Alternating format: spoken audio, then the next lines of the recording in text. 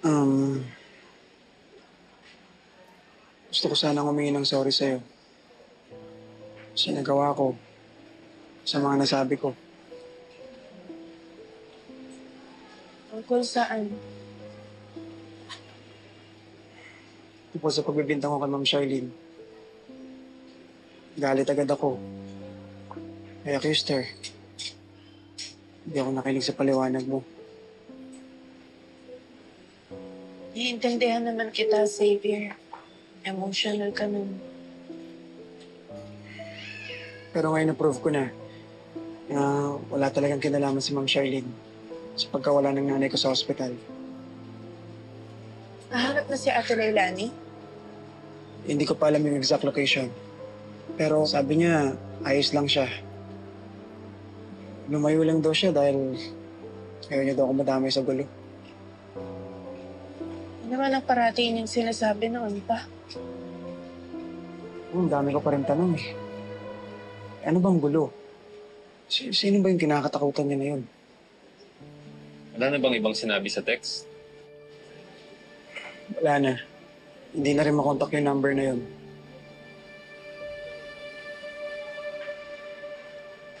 Sana nga nasa mabuting kalagayan si Ate Leilani.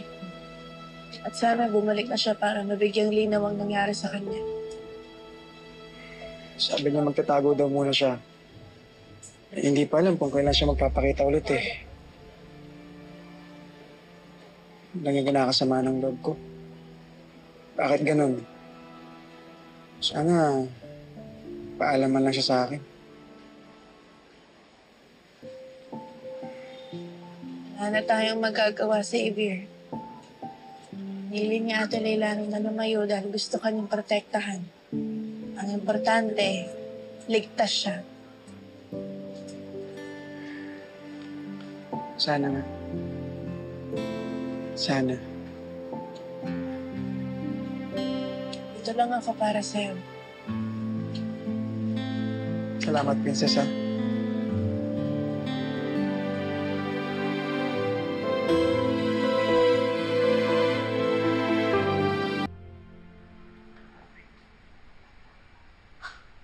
Bro, may tanong ako sa'yo. Tungkol saan? Tungkol kay Princess. Ano yan? Nililigawan mo ba siya?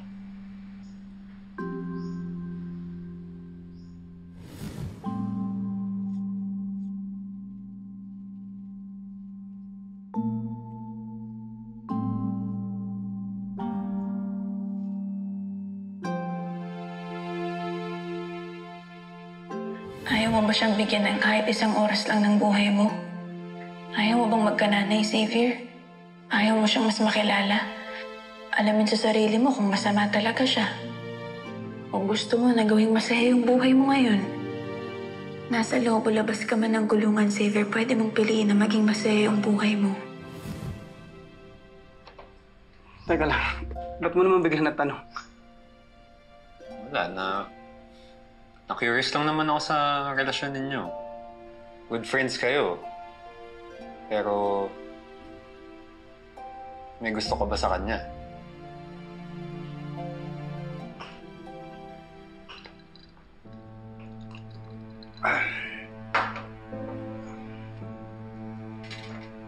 Magkaibigan kami.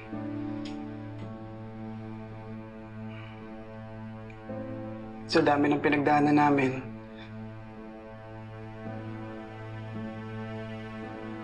naging napakalagang tao na napansin sa buhay ko.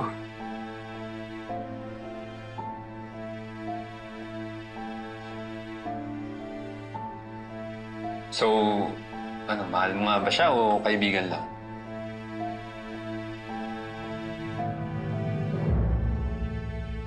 So ano? Okay na kayo ulit ni Princess?